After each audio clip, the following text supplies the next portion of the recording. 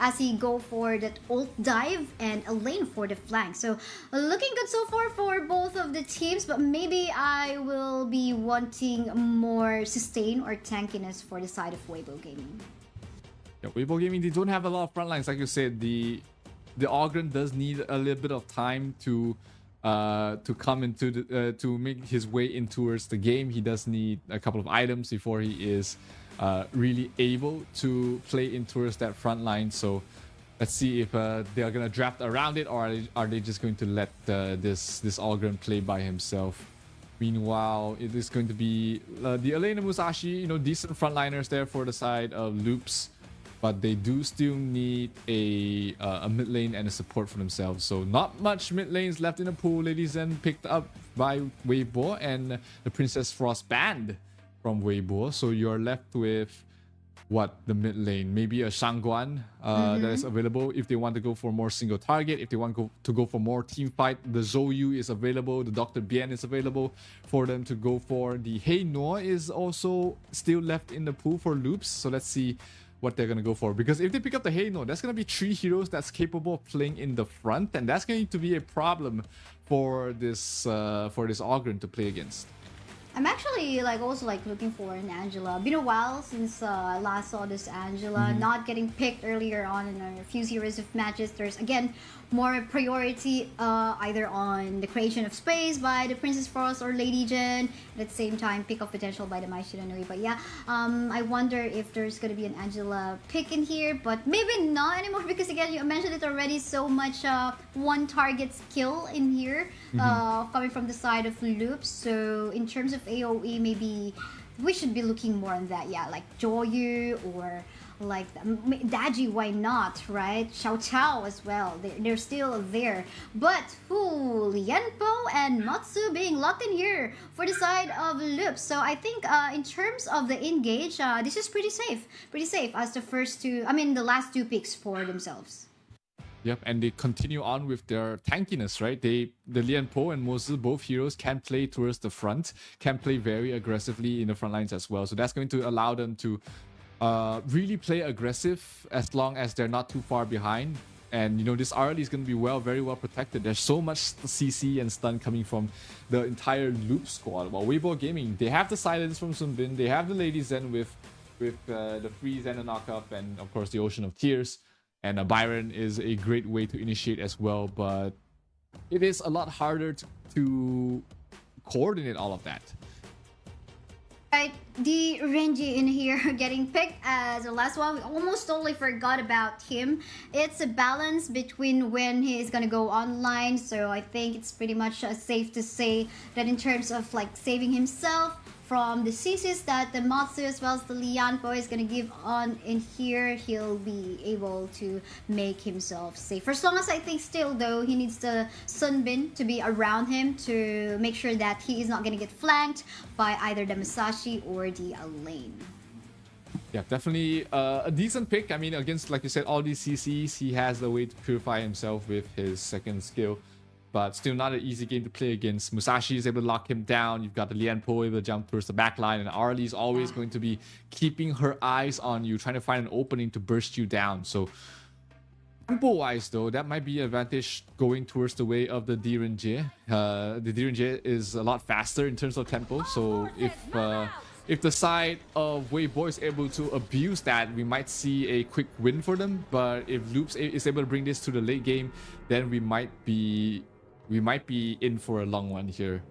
Definitely, I agree. It will now just really always fall down onto execution of their draft. But for the meantime, just as we see, definitely a need of help in here for the Matsu to clear off the minion waves faster so that they can rotate towards the other end of the map. But surprising though, we can see Nuono actually wanting to back up the Byron more onto the top side on the early. They want to make sure that the Byron has a good lane. He's supposed to be the lane dominator. He's supposed to win against the Elaine, and they want to make sure that that is the case. They don't want the Musashi to slow him down, slow down his farm, and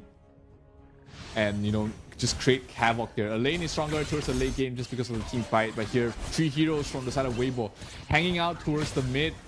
Loops will mirror the same thing as well, putting 3 heroes towards the mid. They leave the Musashi there. to just as a body in the mid to try and stall things out.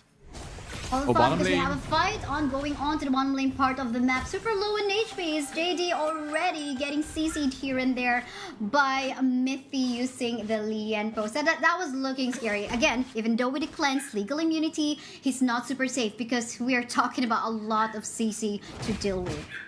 Yeah, JD is a bit behind in terms of the levels. He has to watch out. His HP is not that high as well. The Lienpo as well as Zeri on the early definitely can find an opening to pick him off. And Demon J is one of those heroes where you want him to get off to a good start. You want him to snowball in towards a beast in the mid lane, a mid game. So any kills early on is going to be trouble. But meanwhile, top lane, they're trying to engage on towards Guiyu. But this is deja vu. Remember the double Q that Guiyu got? This might be another situation just like that. But looks like Loops is gonna learn from the lessons of All Gamers Global, and they're gonna back off, not gonna commit too much to try and defend this tower. And this Azure Golem is going to be attempted to be stolen here by WEIBO, and it looks like Loops is not gonna do anything about it. It's gonna let them have it and get a steal of their own on the other side as well, giving it towards the side of Zeri. Yeah, that's true. I mean, the cross map plays there in a way. Don't engage in a fight too sure you cannot win. So it seems like, again, they're being very careful in here. They want to make sure that they go onto the late game and avoid giving more kills onto, or giving any first blood kill onto the side of WEIBO Gaming, because you don't want the power spike to come off of the Renji. But yeah, for the meantime though, I love how safe they are onto the bot, but hold it on onto the top side. Flash already has been used in here, but they continue to engage. Look at the first blood coming from our Lady Gem, thanks to the backup, of course, coming from Ogran, going for that path of passing, followed up by the Conductor of Soul. But then again, Renji will just be trying to play safe onto the bot. Yep, Zeri tried to open things up there, but Mithy was a bit too far. As a Golem, the Crimson Golem in a bit of trouble. It will be Kongling the one to pick it up, so that's going to be early game lead going towards the way of the Malaysian squad right now. Bottom lane, J has to watch out. This Lienpo can jump on you at any single time, and you can only purify one skill. Lienpo has 4 stuns. True, that's what we're talking about. And it's not just Lienpo you have to worry about, because there's Kang, there's also ABH onto the Masashi. Again, we're talking about a lot of CCs in here, so I think he needs to make sure that there is some sort of additional backup to come his way. But hold a thought, because we have an invade happening here on the jungle camp of Loops. And I think it was stolen away, right? Kongling took it away from the side of Loops. Only able to get the last hit, that's going to be huge there, because Musashi without the Sage Golem buff, Azure Golem buff, he's not going to be as mobile, as tanky as he'd like. So ABH not having the best game of his life at the moment. It is still only 1,000 gold lead though, going towards the way of WEIBO Gaming. Not an insurmountable lead by any stretch of the imagination. So the next fight, as long as it goes decent for the way of Loops, they will find themselves back into this game. So true, but for the meantime, objective is already up in here, and it seems like all of the teams are positioning themselves. Tempest for sure is going to be catching up with the Primal Portal, but for the meantime, look at the burst damage coming from the side of Loops. Arlie locking some source of damage in here, but bursting down the life of JD in the process. But hold the thought, you are being sandwiched already. You weren't looking at Kongling in the process. I think that was a very aggressive move coming from Sarah in that bot lane engage. Yeah, he couldn't get out, no more Parasol, everything's on cooldown. He just has to submit to his fate and maybe try and get a kill on his own on towards JD. But JD just played at too safe of a distance. They weren't able to get him to get the kill on towards JD, but at least they got the Tyrant going towards the way of WEIBO as well. So net worth lead still 700 right now. Top lane Tempest trying to go for Gu Huai, but it's tough with Sun Bin with Nono protecting him at the moment. So the Primal Bonds will stop WEIBO Gaming to attempt on towards this Overlord. Not that the Overlord is very important at this point of game, but it is still a little bit of an objective that WEIBO would have loved to gun. So true, and I think they're just waiting for a potential gank in here that could happen. But in any case, everyone's just scattered around the map right now. Will there be a potential kill onto the Byron? Look at the damage early on coming from Sarah. I think if given a chance, she's able to free hit at any point in time. It will be something that is wonderful for the side of Luz. But that is not happening right now. Well, said WEIBO Gaming, but hold on, no. look at that! Kang is gonna fall down! Really nice combination of skill coming from our Lady Jen in there, freezing him, not able to just flash away in the process. Tank being the mid laner usually don't build too tanky, that's why he just fell very quickly here, and that gives the opening for WEIBO to go towards the tier 2 tower. Here backline, Kongling being a one-man army, really pushing two heroes back. The Arlie as well as the Lianpo could not join their team in time to defend the tier 2 tower. So this game fully in control of WEIBO Gaming right now, and Loops trying to find an opening. Here comes the Tremor towards the back lines, only knocking up Nuono. No. The silence comes in by the Sumbin as well to try and stall them, but not enough follow-up, not enough damage on both ends. So it's just going to be a trade of ultimate cooldowns, but no kills going on either side. Oh no, yeah, that Tremor smash could have been a game changer, but with the movement speed provided by Nuono, they're just like, you know, okay, we're gonna be backing away really quickly with the additional movement speed that we have. But I think somehow Tempest is trying to make some cross-map play onto the top side part of the map just to, you know, pressure WEIBO Gaming onto trying to separate themselves. But hold on, because ABH will fall down already. Will there be a chase onto Tempest? Is he going to be locking down, going to be making use of the death at sunset? Will he be able to save his life under the tower right now? To no afford, he will fall down. Wow, this is now, I think, a WEIBO Gaming just wanting to capitalize on their lead right now. Yep, 2 kills on very crucial heroes from the side of Loops. That's WEIBO Gaming's time signal to just go full on pressure, get every single objective on the map, take away all the jungle creeps from your opponents, and look for the next opening to push up to the high ground. The Shadow Tyrant as well as Overlord is about to spawn, so that's going to be the target for the side of WEIBO before they try and push up towards this high ground. But first, they want to try and get a pick off. This might be Lianpo. Mithy is able to back off for now, though. Here comes the Ogren towards the back. Huge silence. And here comes the Ogren. Uncontested, undefeated. Oh, the Musashi caught out in a bad place. ABH in trouble. ABH will fall. Arlie dropping down very low. Ogren going for more. Another hero goes down. Tempest low. The Emperor has to use the flash to back off. But this might be too much there for Loops to hold back. Double kill going towards the way of Kongling. And this might be an opening. No, the crit rate is a bit too far for them to push up to the high ground. So they will be content with taking every single jungle camp away from Loops and then head for the Tyrant.